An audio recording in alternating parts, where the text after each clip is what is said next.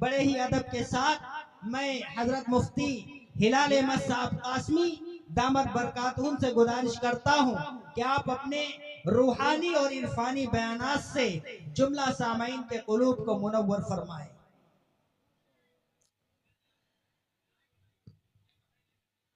अल्हम्दुलिल्लाह नहमदुहु व नस्तईनुहु व नस्तगफिरुहु व नऊज़ु बिल्लाहि मिन शुरूरि अनफुसिना व मिन सय्यिआति अमालिना मन यहदिहिल्लाहु फला मुदिल्ल लहु व मन युद्लिल फला हादिय लहु ونشهد أن لا إله إلا الله ونشهد أن سيدنا ومولانا وحبيبنا وشفيعنا محمدا صلى الله عليه وسلم أعوذ بالله من الشيطان الرجيم بسم الله الرحمن الرحيم إن كنتم تحبون الله فاتبعوني أو كما قال الله تبارك وتعالى। अज़ीज़ान मोहतरम और स्टेज पर रौनक अफरोज़ उलमाए किराम, माइक वालों से थोड़ी दरख्वास्त है, अगर ये काम हो जाए तो मेरे हिसाब से ये बार बार आपको कहना नहीं पड़ेगा, क्योंकि आपने सारे माइकों का जो हारन है, साउंड है, सबका रुख आपने हमारी तरफ कर रखा है, स्टेज की तरफ। जो पब्लिक बीच में बैठी है उनको आवाज़ साफ नहीं आ रही।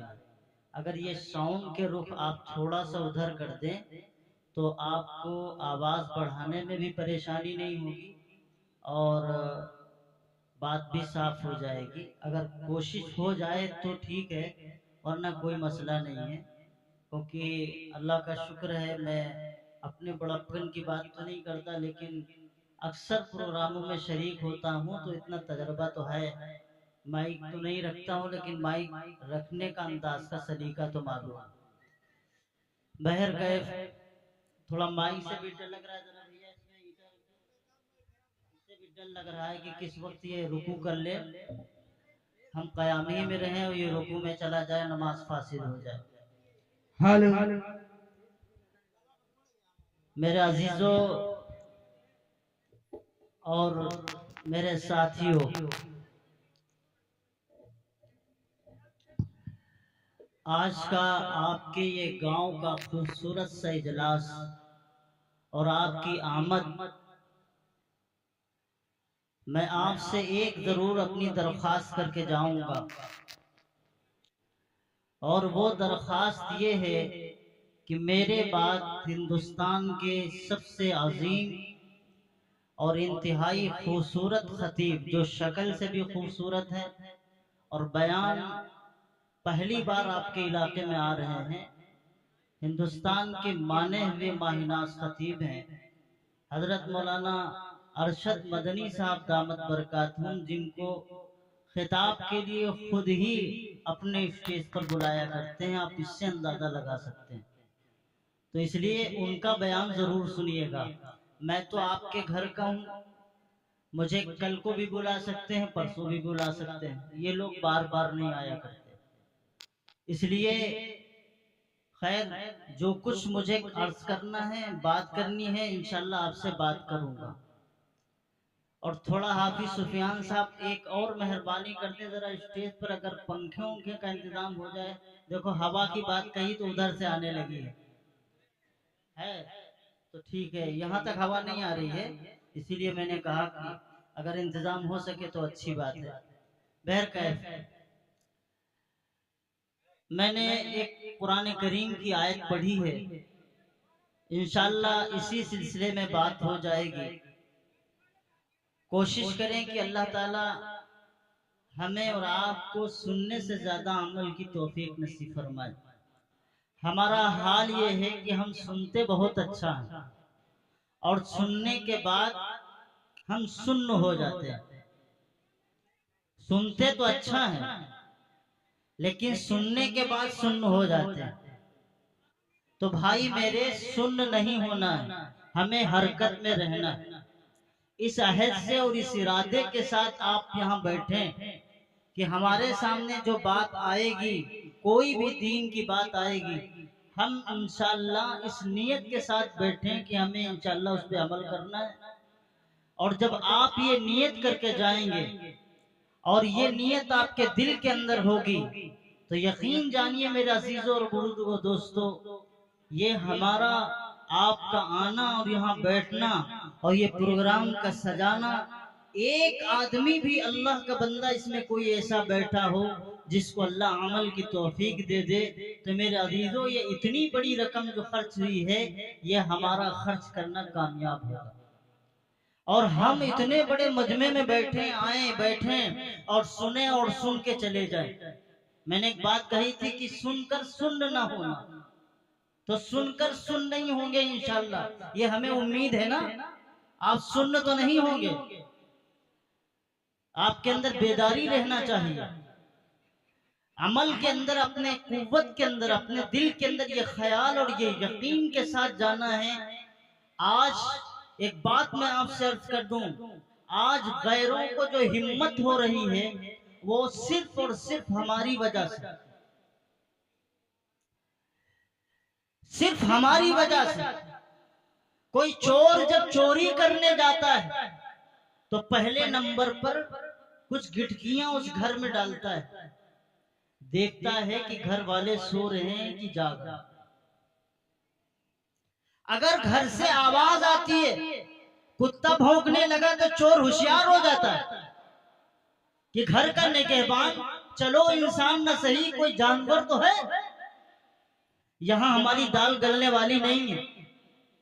लेकिन अगर वो 2-3 बार कंकरियां डाल करके उसे एहसास हो जाता है कि यहाँ तो सब सो रहे हैं, यहाँ तो सब सो रहे हैं, तो फिर वो सेंध लगाता है। क्या करता है? सेंध लगाता है।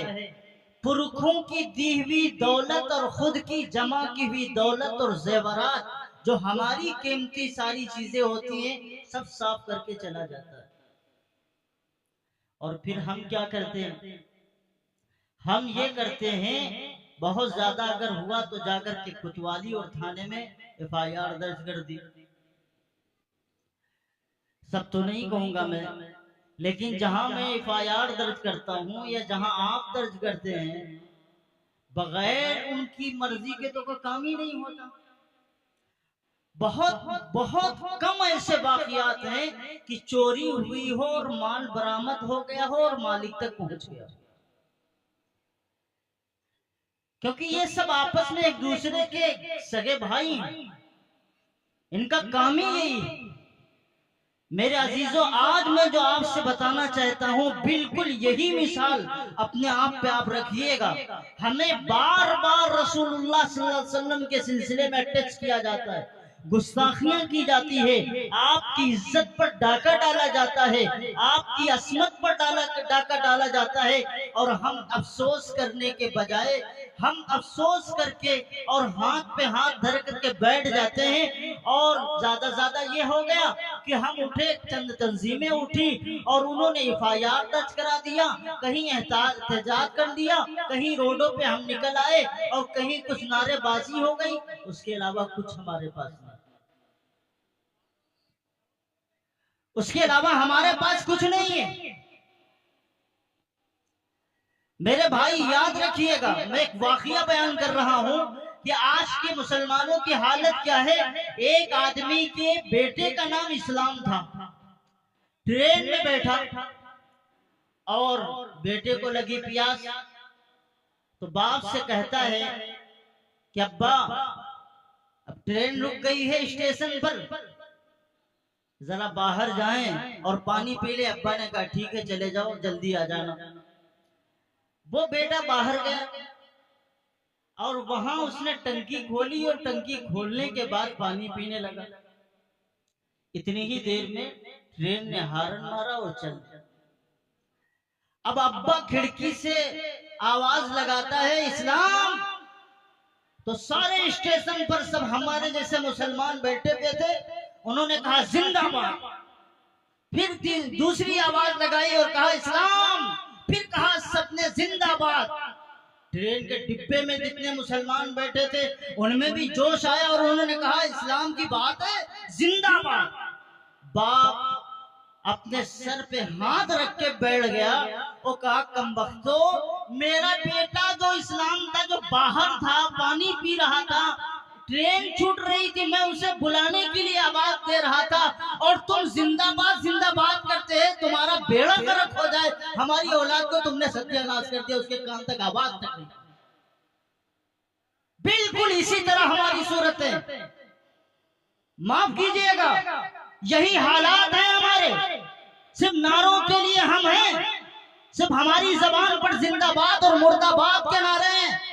न चेहरे पे इस्लाम, न जिंदगी के अंदर इस्लाम, न मस्जिदों में इस्लाम, न मदरसों में हमारा इस्लाम नजर आता है, न शादियों में हमारा इस्लाम नजर आता है, न तिजारत में हमारा इस्लाम नजर आता है, न खेती में हमारा इस्लाम नजर आता है। कहीं भी किसी जगह पर जहां भी आप उंगली रखे, कोई मुसलमान इस्लाम को बताने वाला ही नहीं। मेरे भाई, इस्लाम सिर्फ चंद किताबों के अंदर रखी हुई चीज नहीं है। इस्लाम मुसलमानों के आइडियल और नमूने का नाम है। इस्लाम मुसलमानों की तस्वीर का नाम है। इस्लाम मुसलमानों की हालत का नाम है। हम अपने हाथों से इस्लाम को ज़बा कर रहे हैं और दूसरी तरफ हम नारा लगाते हैं इस्लाम जिंदाबाद। मेरे नबी सल्लल्लाहु अलैहि वसल्लम का नाम आता है तो हम नारे तकबीर लगाते हैं, नारे रिसालत लगाते हैं। मेरे अजीजों, नारों से इस्लाम जिंदा नहीं होता और नारों से नबी से मोहब्बत नहीं होती। कान खोल के सुन लीजिए, महज नारा लगाने से नबी के साथ मोहब्बत नहीं हो सकती। मोहब्बत का जो तकाजा, जो मायार, जो पैमाना अल्लाह ने कुरान में जिक्र किया है, मेरे पैगंबर ने जिक्र किया है, जब तक उस मायार, उस पैमाने अपने आप को नहीं उतारोगे, उस वक्त तक नबी और अल्लाह की मोहब्बत नहीं आ सकती। इमाम गजाली रहमतुल्लाह अलैह से किसी ने पूछा, मोहब्बत किसका नाम? मोहब्बत किसका नाम है? जवानों को तो बहुत अच्छा पता है मोहब्बत किसका नाम। बूढ़े लोग तो बूढ़े हो गए, वो वक्त गया, लेकिन जवानों को पता है मोहब्बत किसका नाम है। जिसका तुम मोहब्बत नाम देते हो, खुदा की कसम ये मोहब्बत नहीं, ये शहवत। जिसको तुम मोहब्बत का नाम देते हो, ये मोहब्बत नहीं है, ये खयानत है। जिसका नाम तुम मोहब्बत का नाम देते हो, ये मोहब्बत नहीं, ये बेहयाई, बेगैरती है। मोहब्बत तो सिर्फ एक से की जाती है और वो मेरा अल्लाह। मोहब्बत तो सिर्फ एक से की जाती है, वो मेरा अल्लाह है। जब अल्लाह से मोहब्बत होगी तो रसूलुल्लाह से अपने आप मोहब्बत होगी। ये मेरा ऐलान नहीं, ये कुरान का ऐलान। इमाम गजाली से पूछा गया मोहब्बत किसको कहते हैं? इमाम गजाली ने फरमाया दुखूली सिफातिल महबूबी इलल मुहिब। महबूब की जितनी सिफतें हैं मोहब्बत करने वाले में दाखिल हो जाएं, इसका नाम मोहब्बत। जो नबी की सिफत, दाढ़ी रखाना, चेहरे पे सजाना, ये नबी की सिफत। दस्तार बांधना, ये नबी की सिफत। मिसवाक इस्तेमाल करना, ये नबी की सिफत। सुरमा लगाना नबी की सुन्नत। और दस्तरखान बिछाकर खाना खाना, ये नबी की सुन्नत। जिंदगी के कोई मौके और कोई लम्हे नहीं जहां पर नबी की सुन्नत ना हो। जो नबी से सुन्नत की मोहब्बत करता है वही असल में अल्लाह के नबी से मोहब्बत करने वाला। भाई मेरे, बात कभी कभी कड़वी होती है लेकिन सुननी पड़ती है। डॉक्टर के पास आप जाते हैं, चाहे जितनी कड़वी दवा दे दे, लेकिन आपका एक ही मंशा होता है कि भाई जो बीमारी लगी है उससे छुटकारा मिल जाए। बात कितनी ही कड़वी हो, लेकिन मैं आज से कहूंगा और बार बार कहूंगा, जब तुम अपनी बेटियों के निकाह करते हो, अपने बच्चों के निकाह करते हो, जब तुम्हारे घर के अंदर, तुम्हारे खानदान, तुम्हारे माशरे के अंदर नबी की सुन्नतों का जनाजा उठाया जाता है, जब तुम्हारे घराने के अंदर नबी की सुन्नतों को ज़बह किया जाता है। मुसलमानों, मैं आपसे पूछता हूँ, जब नबी की शान में गुस्ताखी हम अपने हाथ से करते हैं, चेहरे पर असुरा चला करके, चेहरे पर दाढ़ी पर अपने तमाम सारे बाल खत्म करके नबी की शान में गुस्ताखी हम करते हैं, और नबी के नाम को ले करके कार्ड छपवा करके और यूं ऐलान करते हैं, कार्डों पे लिखाते हैं अन्निकाहु मिन सुन्नती, उस पर लिखते हैं हदीस और लिखाते हैं निकाह मसनूना, लिखाते हैं वलीमा मसनूना।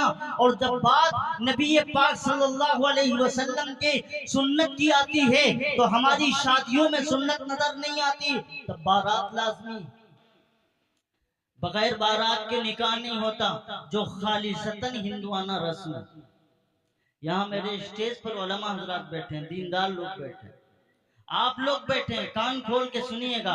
बारात इस्लाम का कोई हिस्सा नहीं है, इस्लाम से कोई इसका ताल्लुक नहीं है, ये खैरों का तरीका है, इस्लाम का कोई तरीका नहीं है। जब हम नबी के तरीके को छोड़ते हैं और दूसरों के तरीकों को इख्तियार करते हैं तो यही हालात होते हैं। हमें यही फर्क नहीं होता कि नबी की सुन्नत क्या है और नबी का तरीका क्या है और दुनिया के तमाम रस्म और रिवाज क्या है।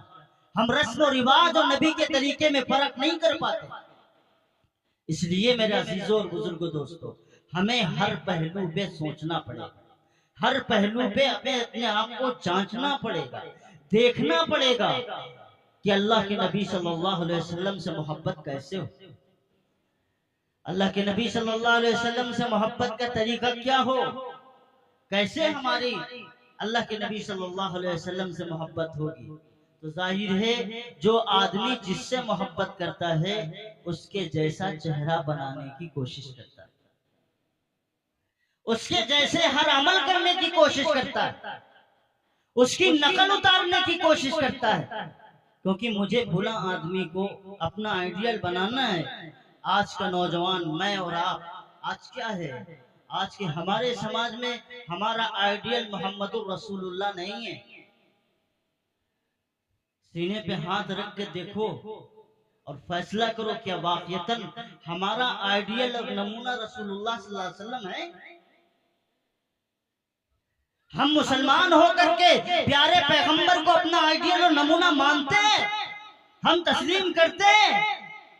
हम तो नहीं तस्लीम करते। हम तो साफ लफ्जों में कहते हैं मौलवी साहब इस दौर के अंदर इस्लाम पर अमल करना बड़ा मुश्किल है, कैसे अमल करेंगे? आज के दौर में दीन पर इतना कहो कौन अमल करता है?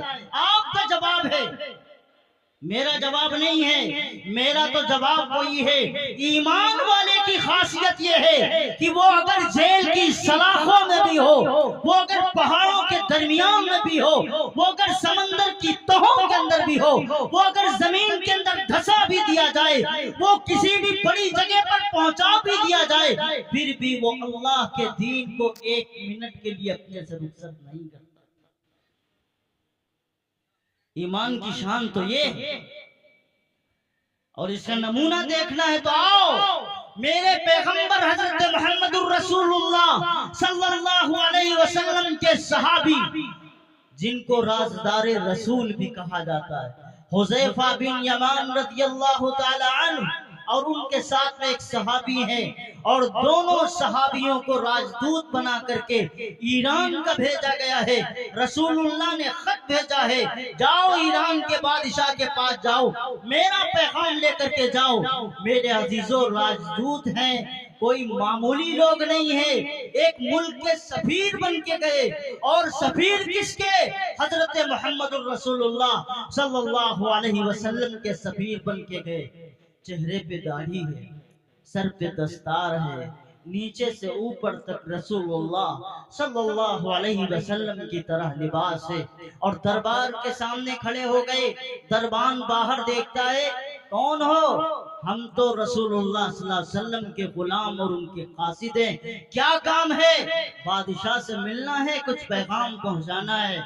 अच्छा, अगर बादशाह से मिलना है, ईरान जैसा मुल्क जो उस वक्त अपने आप को सुपर पावर कहलाता था, जो बड़ी ताकत कहलाता था, बादशाह के सामने बादशाह उस वक्त उस मुल्क का सबसे अजीम बादशाह माना जाता था। मेरे अजीजों, सहाबी रसूल से दरबारी बोलता है, दरबान बोलता है, तुम्हें अंदर जाने की इजाजत उस वक्त मिलेगी जब तुम दरबार के उसूल को मानोगे और उसके मुताबिक तुम अमल करोगे। कहने लगे वो क्या है? कहने लगे कि दरबार का लिबास अलग है, जब तक उस लिबास को नहीं पहनोगे उस वक्त तक दरबार में दाखिल नहीं हो सकते। मुसलमानों सुनो, सुपर पावर है, वक्त का इतना बड़ा अपने आप को हुकूमत मानने वाला, हुकूमत करने वाला बादशाह है, जिसका रोब और दबदबा पूरी दुनिया में माना जाता है, अपने आप को सुपर पावर करता है, कहता है, और इंतहाई कुव्वत वाला और इंतहाई मिल्कियत रखने वाला है। लेकिन मेरे पैगंबर हजरत मोहम्मद रसूलुल्लाह का गुलाम खड़ा हुआ है। दरबान कहता है अंदर जाना है तो दरबार का लिबास पहनना होगा। साहबी कहते हैं तेरे दरबार का लिबास कितना ही कीमती हो। सुनिएगा मेरे भाई, एक एक कपड़े के और एक एक अदा पर अपने नबी पर हम दाम तो नछावर कर सकते हैं, लेकिन तेरे दरबार का हम लिबास नहीं पहन सकते। ये है आशिके रसूल, ये है नबी से मोहब्बत करने वाले। भरे दरबार के अंदर वो के सुपर पावर बादशाह के सामने खड़े हैं और ऐलान करते हैं, जाओ बादशाह से कह दो यहाँ तो डीएम आता है, एसडीएम आता है, तो हम अगर सुबह से शाम तक टोपी लगाए होते हैं, अगर डीएम बुला ले, अगर एसडीएम बुला ले, अगर विधायक जी बुला ले, सांसद जी बुला ले, सुबह से शाम तक हाजी साहब थे, सुबह से शाम तक नमाजी साहब थे, सुबह से शाम तक तहज्जुद गुजार थे, सुबह से शाम तक नमाज की पाबंदी करने वाले थे, सुबह से शाम तक अजान देने वाले थे, सुबह से शाम तक कुरान की तिलावत करने वाले थे, सुबह से शाम तक तस्बीह पढ़ने वाले थे, अल्लाह अल्लाह करने वाले थे, अल्लाह से इस्तिग़फ़ार करने वाले थे। जब डीएम का बुलावा आ गया, एसपी का बुलावा आ गया, बीवी से कहता है और जाके घर के अंदर आता है, खुशी के मारे झूम के कहता है और मारे खुशी के कहता है, आज डीएम साहब के यहाँ जाना है, आज विधायक के यहाँ जाना है, आज सांसद जी के यहाँ जाना है, नंबर 1 के हमारे शूज होने चाहिए, आज इन करके भी जाएंगे, आज पैंट पहन करके भी जाएंगे, आज शर्ट पहन करके भी जाएंगे, सारे लिबास को छोड़ के जाएंगे, अपने आप को नंबर 1 का आदमी कहला के बना के तब जाएंगे, ताकि विधायक भी खुश हो जाएं, सांसद जी खुश हो जाएं, वक्त के हमारे हाकिम खुश हो जाएं, हमारे प्रधान जी खुश हो जाएं, अमीर साहब खुश हो जाएं, हमारे इतने बड़े आदमी हैं, दौलत वाले हैं, उनके यहाँ इस तरह अगर जाएंगे तो नाक कट जाएगी, इसलिए लिबास को चेंज करके जाना है। और यह है मोहम्मद रसूलुल्लाह के गुलाम है। अगरचे इनकी कुबाएं फटी थी, अगरचे इनकी दस्तार इतनी साफ सुथरी नजर नहीं आ रही थी, जो पुरानी हो चुकी थी, लेकिन ये मोहम्मद रसूलुल्लाह के गुलाम थे, नबी के आशिक थे। उन्होंने दरबार के सामने खड़े होकर के कहा, हम अपने लिबास से 1 मिनट के लिए समझौता नहीं करेंगे। हमने तो समझौता किया, हर जगह समझौता किया, और आप ही कहते हैं जी हमें कोई है जो खरीद सके, हमें कोई है कोई खरीद सके, कोई बोली लगा दे। ये तो नहीं हो सकता कि हमको कोई खरीद ले। हम कोई ईमान फरोश है, हम कोई ईमान बेचने वाले लोग हैं, कहीं अपनी गैरत को बेचने वाले लोग हैं। और जब बात आती है शादी की, तो डिमांड हमारी भी होती है, और उधर से भी लड़की वाले 50,000 देके जाते हैं, गाड़ी देके जाते हैं, और अच्छा रिश्ता हुआ तो 4 व्हीलर देके जाते हैं। और बसीट बीच में कहता है, यूं कहता है, फुला जी के गए थे, वो पलाटीना दे रहे थे, लेकिन इनको कुछ समझ में नहीं आता, इसलिए ऐसा है, हम चाहते तो कुछ नहीं है, लेकिन फुला जी के ऐसा दे रहे थे। फुला जी ऐसा कर रहे थे। और ये बागैरत नौजवान और ये बाप जमीर फरोश नहीं है, अब इसका सौदा नहीं हुआ, इसने अपने बेटे का सौदा नहीं किया, ये पाकबाज, ये बिक गया गाड़ी पे, ये बिक गया जहेज पे, ये बिक गया 4 व्हीलर पे, ये बिक गया चंद रुपयों और सिक्कों पर, और कहता है हमसे ज्यादा पाकीज़ा कौन, हमसे ज्यादा बागैरत कौन। हम कहाँ बिकते हैं, हमने अपनी औलाद को थोड़ी बेचा है, वो बेचा नहीं, बिके नहीं तो और क्या। रसूलुल्लाह सल्लल्लाहु अलैहि वसल्लम का तरीका नहीं है ये, नबी की शान नहीं है। नबी ने जो हमें सिखाया और समझाया है वो तो अंदाज ही अलग है, वो तो अंदाज ही अलग है। साहबी आते हैं रात, साहबी आते हैं, उनके हाथ में निशान लगे हुए हैं, शादी के मौके पर एक असहर घास होती है अरब में, उसको लगाते हैं, जैसे हमारे यहाँ मेहंदी की शक्ल होती है, असहर की तरह वहां घास लगाते हैं। सहाबी आए रसूलुल्लाह सल्लल्लाहु अलैहि वसल्लम के पास, अल्लाह के नबी सल्लल्लाहु अलैहि वसल्लम ने हाथ देखा और फरमाया, अल्लाह के नबी सल्लल्लाहु अलैहि वसल्लम ने हाथ देखा और फरमाया सहाबी रसूल से, तुमने शादी कर ली, तुमने शादी कर ली। फरमाया हाँ शादी कर ली अल्लाह के नबी सल्लल्लाहु अलैहि वसल्लम। अच्छा, अल्लाह के नबी ने हाथ देखे हैं और फरमा रहे क्या तुमने शादी कर ली है। सहाबी रसूल कहते हैं अल्लाह के नबी हाँ हमने शादी कर ली है, हाँ अल्लाह के नबी हमने शादी कर ली है। अल्लाह के नबी ने एक बार भी नहीं कहा सहाबी रसूल से वलीमे में मुझे पूछा नहीं था, एक बार भी नहीं कहा वलीमे में मुझे नहीं पूछा, मुझसे निकाह करवा लेते। और यकीनन जनाब मोहम्मद रसूलुल्लाह सल्लल्लाहु अलैहि वसल्लम बाबरकत इंसान उस वक्त कायनात में कोई था ही नहीं, और आपसे ज्यादा बाबरकत इंसान न कभी दुनिया में आया है और न आ सकता है। लेकिन सहाबी रसूल नबी के पास नहीं आए कि अल्लाह के नबी चलिए हमारा निकाह पड़ा था, शादी हो गई।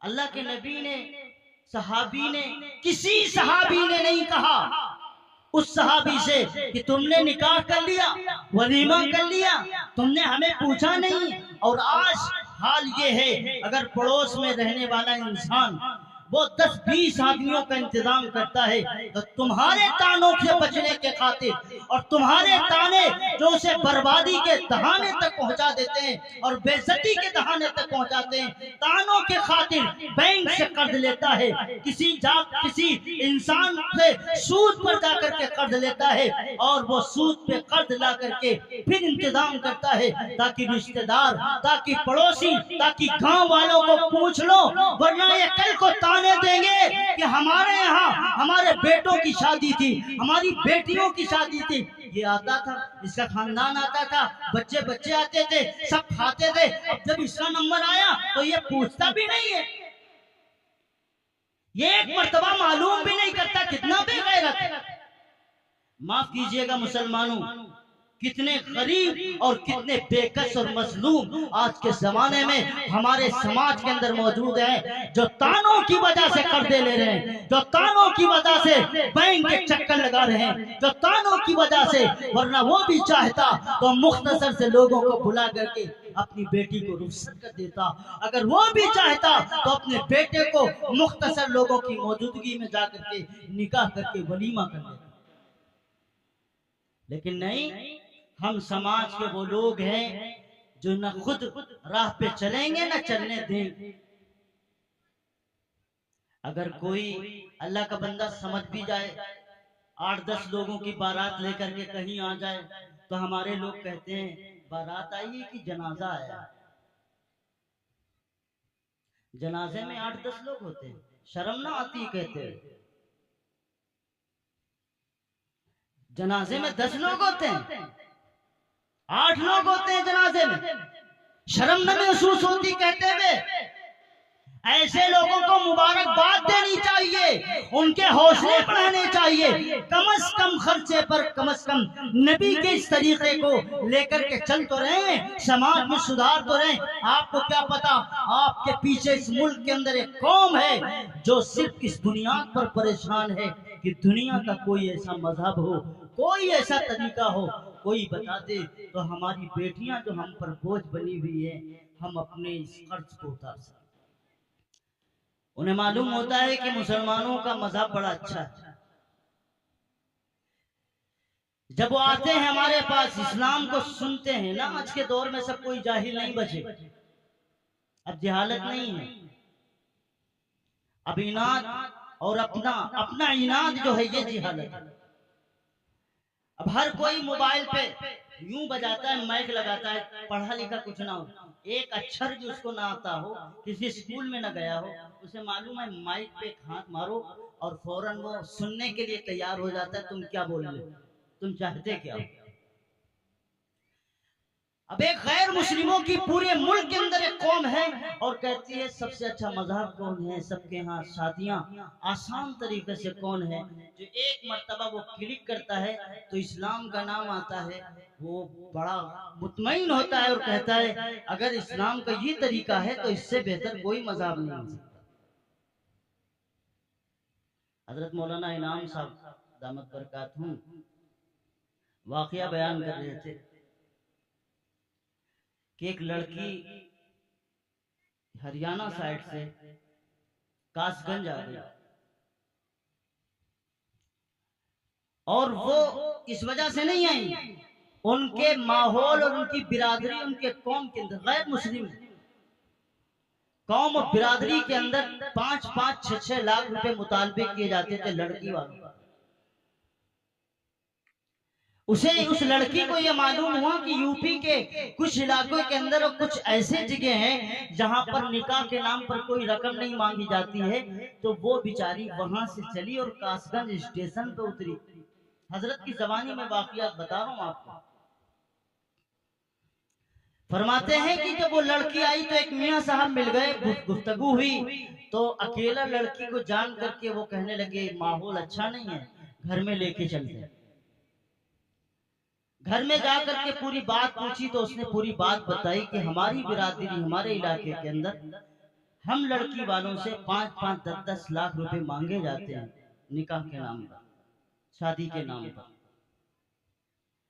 और हमारे माँ बाप गरीब हैं, उनके पास पैसा नहीं है, हमें अपनी इज्जत भी बचानी है, अपने आप को भी बचाना है, कहाँ जाए। हमें सुना था कि इस इलाके में इस तरह के माहौल है, हमने सोचा कि यहाँ आकर के अगरचे मजहब तब्दील करना पड़े तब भी हम तैयार। आप अंदाजा लगा सकते हैं वो कोई जाहिल औरत नहीं थी, पढ़ी लिखी, अच्छे घराने से भी ताल्लुक रखती थी, पढ़ी लिखी थी। वो मियाँ साहब लेके गए, बूढ़े बाबा, और घर के अंदर ले गए, बातचीत हुई और हजरत से बात हुई, लड़की तैयार हो गई कि हमें मुसलमान बना लिया जाए, अब मैं मुसलमान हो जाऊंगी अपनी खुशी से। तो अब्बा ने सोचा अच्छी बात है, बगैर किसी मेहनत के ये बच्ची आई है और अल्लाह ने भेजा है, कलमा पढ़ा देंगे, मुसलमान हो जाएगा। नाम रख दिया गया, कलमा भी पढ़ा दिया गया। अब्बा कहते हैं कि बड़े मंझले लड़के के साथ, क्योंकि बड़े की शादी हो चुकी थी, कि मंझले के साथ इसका निकाह कर दिया जाए। हजरत से मशवरा हुआ, हजरत ने कहा ठीक है, कल जो है आइए हम निकाह पढ़ा देते। अब घर की औरतों को कैसे ये बर्दाश्त हो जाए, औरतों को तो बर्दाश्त नहीं होता। माँ बहने, अब्बा तो सो गए रात को, माँ बहनें कहती हैं हमारे बुढ़े मियाँ के तो दिमाग खराब है, पता नहीं कहाँ से लेके आ गए और लाके उसको कलमा भी पढ़ा दिया है, अब उसके बाद में ये निकाह की भी तैयारी कर रहे। अल्लाह जाने इनकी अकल कहाँ चली गई है। अब माँ और बेटियां बैठ करके मशवरा कर रही हैं और रात को ये कह रही हैं कि फुला जगह से भैया का रिश्ता आया था वहाँ इतना सामान मिल रहा था, इतनी सारी चीजें मिल रही थी, ये मिल रहा था। अब तो अगर मसला होगा तो सिर्फ लड़की हाथ में आएगी, न उसका कोई परिवार, न खानदान, न नसब, न कोई जगह कहाँ की है, किस अंदाज की है, सब कुछ हमारा लूट जाएगा। ऐसे हालात में औरतें क्या करती हैं, आपसे ज्यादा बेहतर मैं नहीं जान सकता, आप ज्यादा बेहतर जानते हैं। लौट गई समझ लो।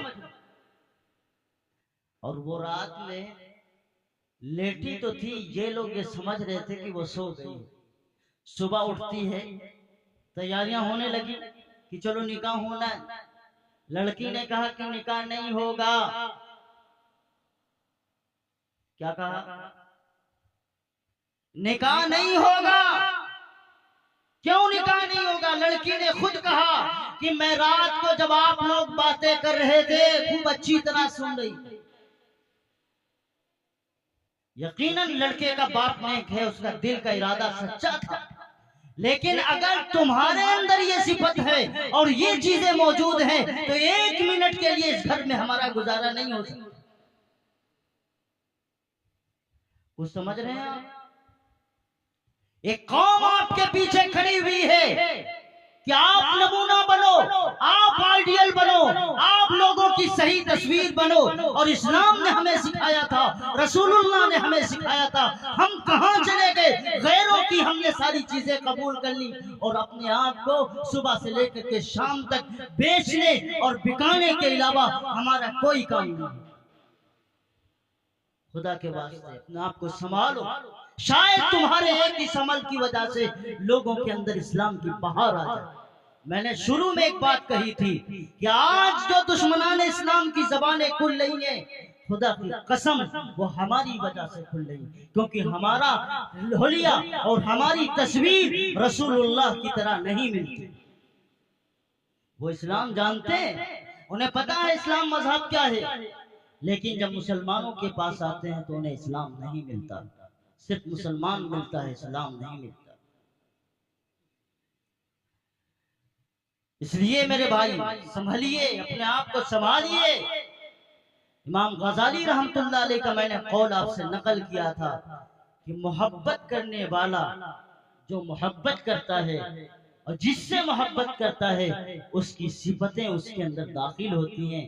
और अल्लाह के नबी का ऐलान है, ला युमिनु अहदुकुम हत्ता कुना हब्बा इलैहि मिन वालिदिही व वलदिही वन नासि अजमईन। नबी के मोहब्बत का तकाजा ये है कि आप जब औलाद आपके सामने हो, माँ बाप सामने हो, दोस्त अहबाब हो, रिश्तेदार हो, जो भी हो, नबी की मोहब्बत के आगे किसी की मोहब्बत चलने नहीं देगी।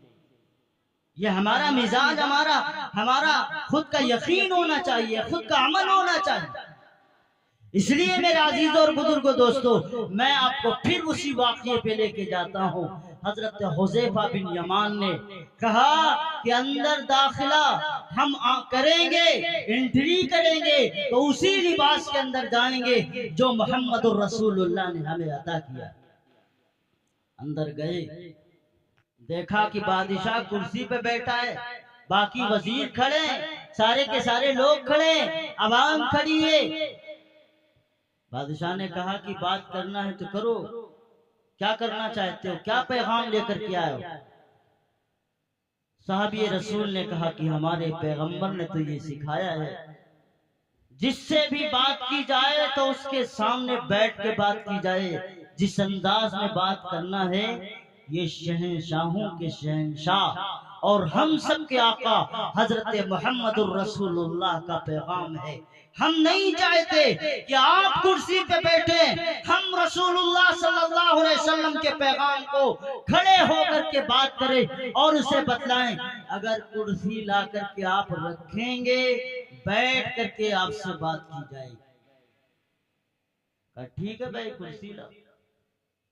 कुर्सी लाई गई, बैठे, दस्तरखान बिछा खाने के लिए, दस्तरखान बिछा खाने के लिए, खाना खाने लगे। बगल में सहाबी रसूल हैं, हुज़ैफा बिन यमान का लुकमा गिर जाता है। नबी की सुन्नत यह है कि अगर लुकमा गिर जाए, कोई चीज गिर जाए दस्तरखान पर, उसे साफ करके खा लो। सहाबी रसूल ने उस भरे ईवान में और वक्त के सुपर पावर बादशाह के दरबार में लुकमा उठाना शुरू किया और उठा के खाना शुरू किया और उसे साफ करना शुरू किया, तो पड़ोस का सहाबी मार के कहता है कहाँ बैठे हो? ये कहेंगे कि ये बड़े भूखे लोग हैं, इन्हें खाना नहीं मिलता। मुसलमानों, अपने दिल पर वो जुमला नक्श कर लो, अपनी जिंदगी के अंदर ये जुमला नोट कर लो। उस वक्त हुज़ैफा बिन यमान रज़ियल्लाहु ताला अन्हु ने जो तारीखी जुमला कहा है, हर मुसलमान के सामने ये जुमला बाकी रहना चाहिए और ये पैगाम बाकी रहना चाहिए। हुज़ैफा बिन यमान ने कहा, क्या मैं इन बेवकूफों की वजह से अपने प्यारे आका हजरत मोहम्मद रसूलुल्लाह की सुन्नत को छोड़ दूं? इसलिए मेरा दीदो, नबी से मोहब्बत का पहला हक ये है, हर काम हर चीज छोड़ दी जाए, अल्लाह के नबी से मोहब्बत की जाए। ये कैसे होगा? आपके सवाल होगा जहन में, माँ बाप से भी मोहब्बत करना है, औलाद से भी मोहब्बत करना है, रिश्तेदारों से भी मोहब्बत करना है। ये तो अल्लाह के नबी ने भी सिखाया, कुरान ने भी सिखाया। सबसे ज्यादा मोहब्बत नबी से कैसे की जाए? तो मेरे अजीजों, ये उस वक्त पैगाम होता है कि वालिदैन अगर कोई काम ऐसा कहें जो नबी के खिलाफ और जो अल्लाह के खिलाफ, अल्लाह की शरीयत के खिलाफ, ऐसे मौके पर हमें जवाब देना चाहिए कि अब हमारे ऊपर आपकी इताअत फर्ज नहीं है, क्योंकि अल्लाह ने माँ बाप की इताअत भी उस वक्त तक पाबंद कर रखी है जिसमें अल्लाह के नबी की नाफरमानी ना। बेटे ने दाढ़ी रखा ली, घर की अम्मा कहती हैं, भाभी कहती हैं, पड़ोस के लोग कहते हैं अभी शादी नहीं हुई, दाढ़ी रखा। रिश्ता कहां से आएगा? कौन रिश्ता लेकर के आएगा? मौलाना अंसार साहब बैठे हैं, आ गए हैं। देखिए कितने खूबसूरत है माशाल्लाह। क्या इनको रिश्ता नहीं मिला? ये अभी कहें तो और रिश्ते मिलेंगे, ऐसा नहीं है। हमारे उलमा बैठे हैं स्टेज पर, सबने दाढ़ियां रखी हैं, और मैं कहता हूं आपसे, ये अल्लाह का शुक्र है जितनी खूबसूरत बीवियां अल्लाह ने मौलवियों के नसीब में रखी हैं, आपके नसीब में नहीं है। मुकाबला करके देख लेना जब मौका पड़े। आप खूबसूरती के पीछे भाग रहे हो, हुस्न के पीछे भाग रहे हो। अल्लाह के नबी की इताअत करो, खुदा की कसम इसी दुनिया में तुम्हारे हाथों में और तुम्हारे कदमों में अल्लाह जन्नत ना उतार दे। कोई मौलवी, कोई हाफिज ऐसा नहीं है जिसका रिश्ता ना होता। कोई दाढ़ी वाला ऐसा है जिसका आज तक रिश्ता ही नहीं हुआ दाढ़ी की वजह से। हाँ, मैंने ये जरूर देखा है, मुरादाबाद का एक वाकया मेरे सामने। मुरादाबाद का एक वाकया है, घर में दो बहनें थी और उनके भाई लोग लखनऊ में होटल चलाते। दो हाफिज बच्चों के रिश्ते आए, दाढ़ी वाले थे। बच्चियों ने इनकार कर दिया कि हम दाढ़ी वाले से रिश्ता नहीं करेंगे, हम दाढ़ी वाले से रिश्ता नहीं करेंगे। माए बहनें बैठी हैं तो सुने, दाढ़ी से मोहब्बत करना असल में नबी से मोहब्बत करना है। अगर वाक़ियतन तुमने नबी से मोहब्बत की है तो हर दाढ़ी वाले से तुम्हें मोहब्बत होनी चाहिए, क्योंकि नबी सल्लल्लाहु अलैहि वसल्लम के चेहरे पे दाढ़ी है, अंबिया के चेहरे पे दाढ़ी, रसूलों के चेहरे पे दाढ़ी, औलिया के चेहरों पे दाढ़ी, और हर बावकार शख्स के चेहरों पे दाढ़ी। मेरा दीदो, कोई पैगंबर आज तक ऐसा नहीं आया जिसके चेहरे पे दाढ़ी नहीं है। तुमने दाढ़ी का नाम लेकर के इनकार किया है तो अपने ईमान की खैर मनाना, पता नहीं ईमान बाकी बचा है कि नहीं बचा है। मेरे अजीजों, मैं अपने आंखों देखे वाक़ये की तरफ आपको इशारा करता हूँ। बेटियों ने इनकार कर दिया कि हम दाढ़ी वाले से रिश्ता नहीं करेंगे। आज तक वो औरतें बूढ़ी हो चुकी हैं। ये मेरी अपनी पढ़ाई का जमाने का वाक़या। भाई मेरे सामने रो रो करके, हम लोगों के सामने रो रो करके अपना दुखड़ा सुना रहा था। मेरी बहनों ने इनकार कर दिया, और वो दिन है, आज का दिन है, मेरे घर पर कोई रिश्ता नहीं आ रहा है। हम तलाश करते करते थक गए, लोगों की खुशामतें करते करते थक गए, लोगों के हाथ जोड़े, पैर जोड़े, लेकिन अल्लाह को मंजूर नहीं था तो नहीं हुआ। ये उस इनकार की नबूसत है, क्योंकि तुमने किसी हाफिज की तौहीन नहीं की, बल्कि मेरे पैगंबर हजरत मोहम्मद रसूलुल्लाह के तरीके की तौहीन। इसलिए मैं कहा करता हूं भाई, हमारी फिक्र मत करिएगा, हम दाढ़ी वाले। तो इसीलिए अगर कोई मोहल्ले में कोई नौजवान दाढ़ी रखा ले तो पूरा घर कहता है अभी दाढ़ी रखा दी, शादी कब करोगे, रिश्ता कहां से आएगा। आप ही तो कहते हैं रिश्ता कहां बनता है, आप ही तो कहते हैं। आप उस वक्त ये नहीं कहते कि दाढ़ी रखोगे तो रिश्ता कैंसिल हो जाएगा, क्योंकि हमारी डायरेक्ट अल्लाह मियां से मुलाकात। क्यों नहीं कहते आप? आप जब कहते हैं कि रिश्ता अल्लाह के यहाँ है, अल्लाह ने जिस आदमी को पैदा किया है, अगर उसका रिश्ता दुनिया में मंजूर है उसकी जिंदगी में होना, तो हो के रहेगा। दुनिया की कोई ताकत आकर के उस काम को रोक नहीं सकती, और जहां से होना है वहां से होगा। और कुरान का साफ ऐलान है, पाकीज़ा औरतें पाकीज़ा मर्दों के लिए,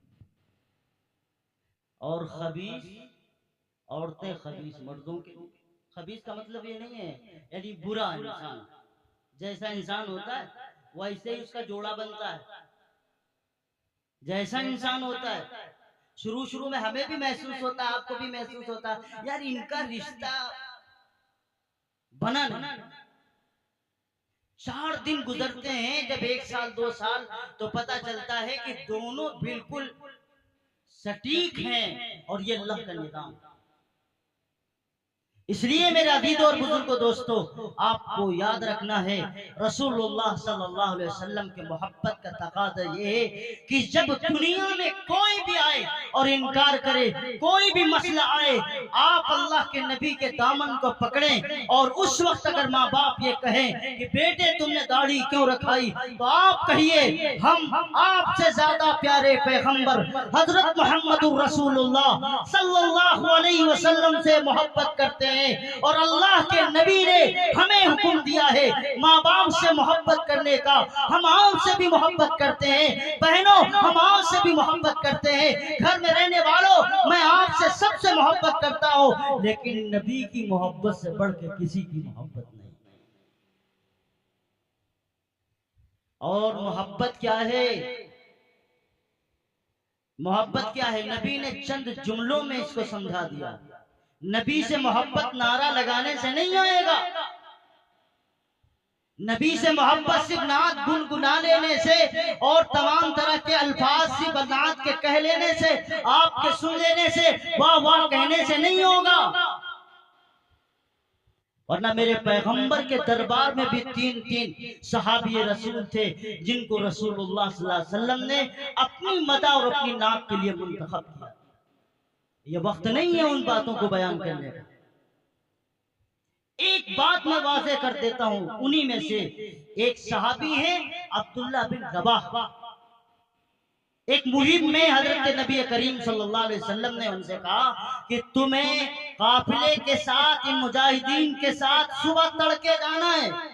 हजरत अब्दुल्ला बिन रवाहा शायर रसूल है, नबी की शान में नात पढ़ने वाले हैं, नबी की शान में कसीदा पढ़ने वाले हैं, नबी की शान में अल्लाह के नबी की तारीफ करने वाले हैं। अब्दुल्ला बिन रवाहा, जुमरात का दिन था, कहने लगे सुबह तड़के जुमे को काफिला निकल जाएगा, काफिला निकल जाए कोई बात नहीं है, हम आप जुमा है, हम जा रहे हैं मैदान के अंदर, हम जा रहे हैं लड़ने के लिए, पता नहीं वापस आएंगे कि नहीं आएंगे, रसूलुल्लाह की ज़ियारत होगी कि नहीं होगी, रसूलुल्लाह के पीछे दोबारा हम नमाज पढ़ पाएंगे कि नहीं पढ़ पाएंगे।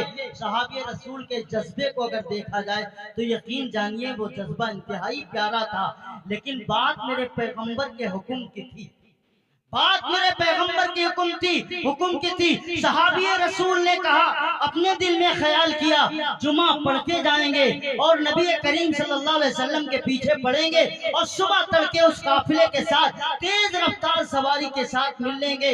हजरत नबी करीम सल्लल्लाहु अलैहि वसल्लम जुमे के बाद अब्दुल्ला बिन रवाहा शायर रसूल को देखते हैं, बुलाते इधर आओ, तुम्हें हमने कहा था कि काफिले के साथ सुबह तड़के चले जाना और तुम यहाँ क्यों रुके हो?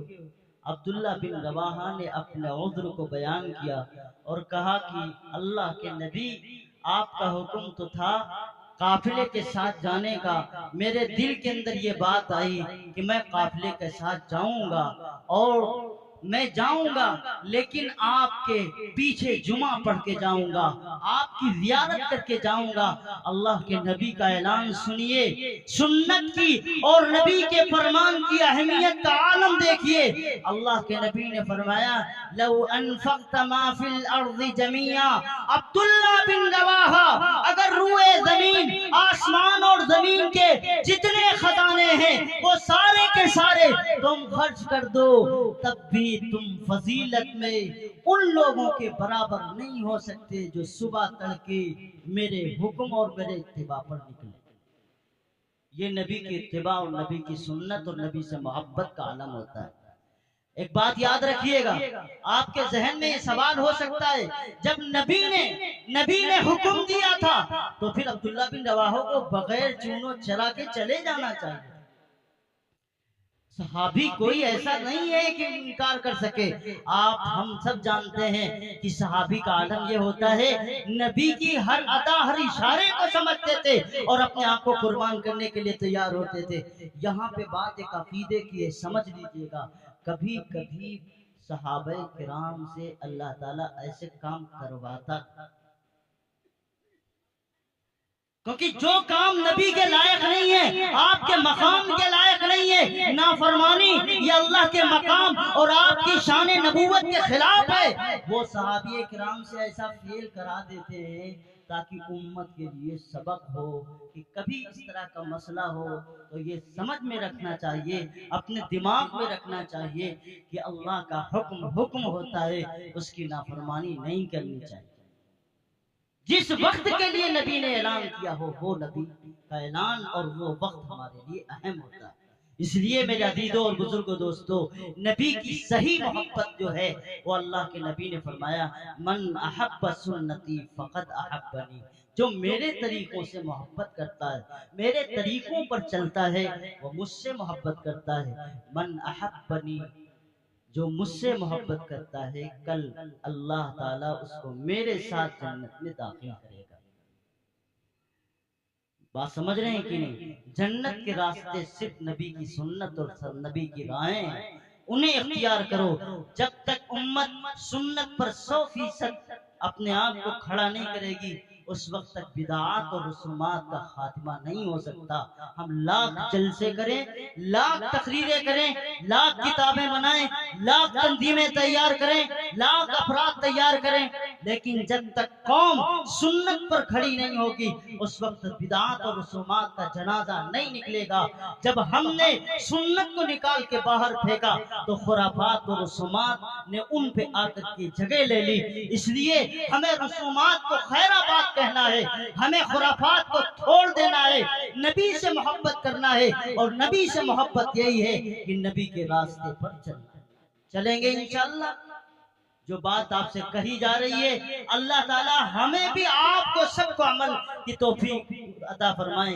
दीन और दुनिया की भलाई कर तुझे मंजूर है, उसका दामन थाम ले जिसका मोहम्मद नाम है। अल्लाह मुझे सबको अमल की तौफीक नसीब फरमाए। व आखिर दावाना अनिल हम्दुलिल्लाहि रब्बिल आलमीन।